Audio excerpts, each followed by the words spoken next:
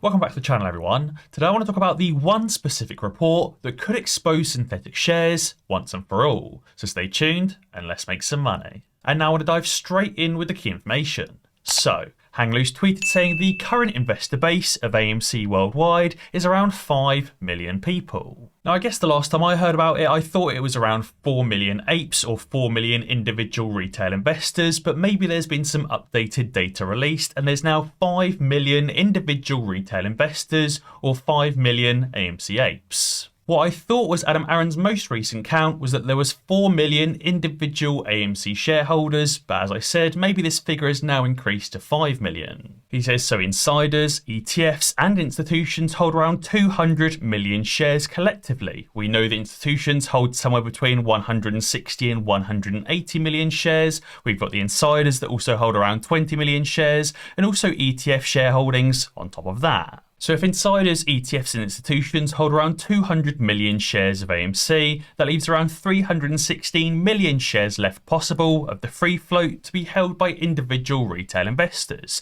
If you take the 316 million shares divided by 5 million individual retail investors, that gets an average of 63 shares per retail investor. Now, I don't know about you, but I personally am holding many more than 63 shares of AMC. I'm sure there's also many apes out there that have shareholdings for AMC in the thousands of shares or even in the tens of thousands of shares. I would expect over the last year and a half, that the majority of retail investors have probably built up to over 100 AMC shares each, probably on the conservative side. Now, if you haven't yet built up to over 100 shares of AMC, that's absolutely okay, but maybe here's some advice that could help you build up your AMC shareholding. So Ape Rocket tweeted saying if you buy 15 shares a week of AMC, that's 720 shares per year. At current prices, 15 shares of AMC is around $300 per week or around $1,200 per month. So if you can't afford $300 per week or $1,200 per month, but you still want to accumulate over 100 shares of AMC, you only really need to buy 2 to 3 shares per week, which is $40 to $60 per week or $160 to $240 per month. Obviously, if you buy 2 shares of AMC per week for 52 weeks, that's 104 shares of AMC. And again, if you can buy those 3 shares per week, that's around 150 shares of AMC that you could accumulate in the space of a year. And he says if they let us accumulate for 2 years, that's 1,400 shares. Let's say the price of AMC is $40 2 years from now, that's still $57,000 that you've saved just by investing in AMC. He said you could just treat AMC like a savings account and not like a lottery ticket, because that may help with your emotions. Now, obviously, if they let us accumulate for another year, even if we only buy 2 shares of AMC per week, that would still triple the average required number of shares for AMC holders or AMC apes to own the entire float. Now, 63 shares on average does sound like a very, very low number for apes to hold for us to own the entire float. And that's why it's likely that we already own the entire float many times over.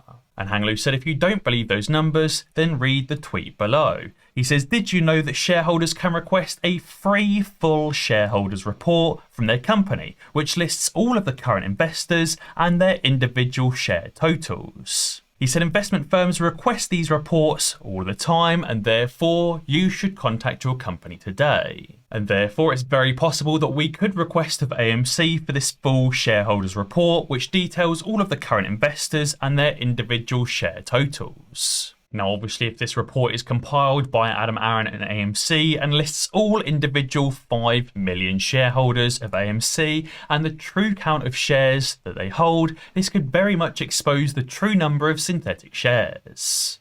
Now, I'm not sure if this can be requested by one individual shareholder, like you or I, or if this is something that shareholders as a collective have to vote on. But I think if this full shareholder report was properly compiled, I would be very, very interested to see what it has to say. Moomoo have also just increased their free share offer, and you can now get up to 6 free shares worth up to $3,500 each. So that's a total of potentially up to $21,000 in free shares just for signing up to Moomoo using the link in the description below and making your first deposit. Moomoo and Futu have also just officially announced that Futu does not accept payment for order flow, and therefore you don't have to worry about your trades going through sketchy dark pools or being given to Citadel. Moomoo also recently won the award for being the best trading platform at the FinTech Breakthrough Awards. Moomoo is very easy to use and is incredibly customizable and will help you to trade like a pro. Moomoo is also entirely commission free, has tons of technical indicators and advanced charting tools. Moomoo publishes daily short selling data, position cost distribution and much more. So guys, be sure to sign up to Moomoo using the link in the description below to get all of those free shares. So my initial thoughts would be that this full shareholder report will contain the details of people that bought the legally issued 513 million shares. Now, if that is the case, it would not contain the details of people, potentially like you and I, that have purchased tons and tons of synthetic shares. Obviously, Adam Aron only has a way to track the legally issued shares because those are the shares that have been issued by AMC. Adam Aron can't track the AMC shares that have been issued by market makers like Citadel. The reason why Adam Aron can't track synthetic shares is because Adam Aron didn't create the synthetic shares. The market makers like Citadel created those synthetic shares, and they don't report details of those synthetics directly to Adam Aron. Ken Griffin obviously doesn't call Adam Aron every single night and say, Ken, I've created 5,000 AMC synthetics today, but I'm probably going to do about 1 million AMC synthetics tomorrow. Would you like the details of the people that I'm going to sell them to? That kind of conversation obviously does not happen, and therefore Adam Aron would only have the details of the 513 million shares that have been legally issued by AMC and their registered shareholders. Now, it would also be very interesting to see whether there be 5 million individual names on this list, or whether you just have 10 to 15 names of the brokerages that hold the majority of the shares for all of the individual shareholders. Whether this list would come out and there'd only be 10 to 15 names, such as Webull holding 20 million shares, Robinhood holding 20 million shares, Fidelity holding 200 million shares, and then Bank of America, the prime broker, holding the remainder of the shares. I think if the report contains the details of the individual 5 million investors holding AMC, it would be very easy to filter through this report and see if your name is contained within the report. But obviously, if your name isn't contained within the report, it means that you're holding synthetic shares, and it means that synthetic shares absolutely do exist. Now, there's absolutely nothing wrong with holding synthetic shares because most of us do hold synthetic shares, and the majority of shares that we hold are most probably synthetic. Synthetic shares are still treated the same as regular shares. You are still entitled to receive money when you sell those synthetic shares, and the hedgies that created them, or the market makers that created them, can't just delete them out of your account. They have to buy them back from you. Now, I also want to talk about Robinhood, many other trading platforms and hedge funds potentially preparing to make their exit. You may have seen Robinhood's recent tweet that says, here's how to find your Robinhood username. Retweet this tweet with your username included and then hold on to it because you might need it soon. So if you retweeted Robinhood's tweet with your Robinhood username, they'd send you a screenshot with your total cash invested with Robinhood. This is obviously a terrible idea because it allows Robinhood and everybody who follows Robinhood to see exactly how much cash that you have invested with Robinhood and exactly what your Robinhood username is as well. That obviously leaves you very susceptible to being hacked or being targeted by somebody trying to get into your account and obviously steal your money. But I also find it funny how they say that you might need it soon, as in you may need evidence of your Robinhood account and how much cash you had in your account before Robinhood make their exit. Now, that tweet came at a time when Robinhood was downgraded to a sell rating by Goldman Sachs as retail investors become less engaged with the stock market. There's also many hedge funds like Tiger Global, Melvin Capital and Whale Rock that have had terrible Q1 earnings and are down double-digit % losses. So far, Tiger Global has sunk 34% this year in the first quarter as many of their key stocks have fallen. Now, if you didn't already know, Bill Hwang, the guy that founded Archegos Capital Management, actually used to work for Tiger Global. Archegos was a direct spin-out from Tiger Global, and Tiger actually seeded Archegos' initial investments. Tiger Global is many times the size of Archegos, and if Tiger ends up coming down, the market will most definitely crash. And this is the vehicle fell nearly 34% in the first quarter due to poor performing stocks and markdowns of private holdings, according to investor letter seen by Bloomberg.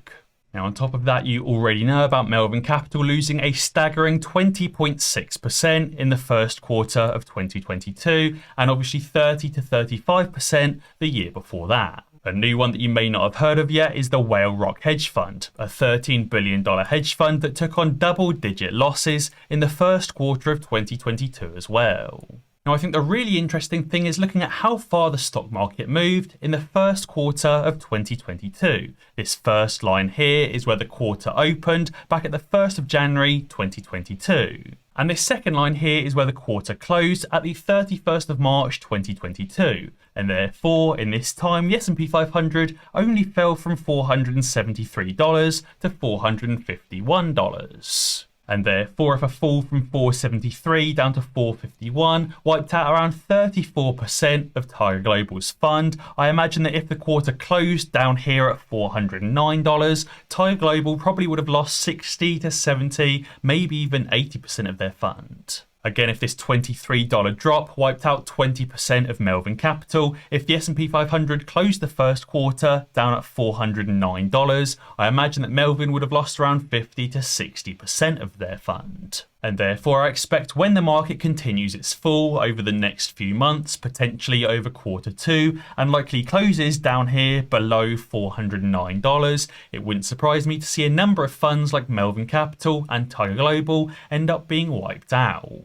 Now, I think all of this is likely being caused by the coming recession. Bank of America have just warned and said that a recession shock is coming. It says the macroeconomic picture is deteriorating fast and could push the US economy into recession as the Federal Reserve tightens its monetary policy to tame surging inflation. Inflation shocks are worsening, the rate shock is just beginning, and a recession shock is coming. Now, this comes directly from the Bank of America chief investment strategist, Michael Hartnett, who also said that cash, volatility, commodities, and crypto could outperform bonds and stocks. Now, apparently the Federal Reserve is just about to start cutting assets from its balance sheet, which is now inflated to $9 trillion. And a large majority of investors are also expecting the central bank to hike its key interest rate by 50 basis points. So guys, be sure to let me know down in the comments below whether you think the full shareholder report could expose those synthetic shares and whether you think the market is likely to crash over the coming few months. And as always guys, if you enjoyed this video, be sure to check out some of my others. Alternatively, subscribe to the channel and ding that notification bell, because that way you'll be alerted when I upload a new video.